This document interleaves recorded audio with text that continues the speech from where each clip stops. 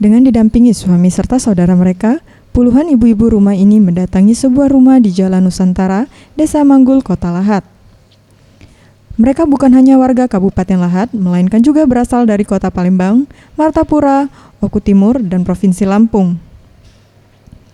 Kedatangan para perempuan muda ini untuk bertemu Mina, yang merupakan bandar arisan online yang selama ini mengelola arisan tersebut. Namun, pada saat ditemui di kediamannya, para korban merasa kecewa karena yang bersangkutan sedang tidak ada di rumah.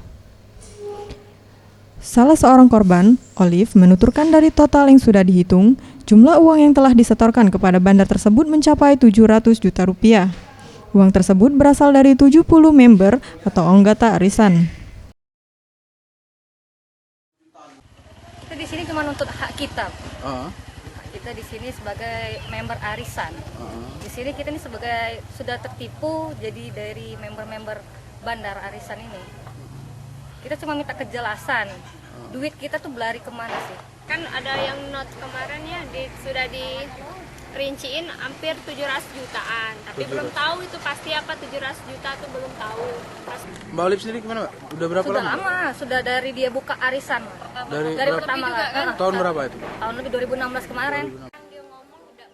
Hingga saat ini, para korban masih berusaha menemui pelaku agar mengembalikan uang mereka.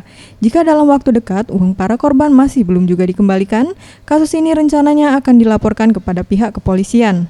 Zulfikri, Sriwijaya TV.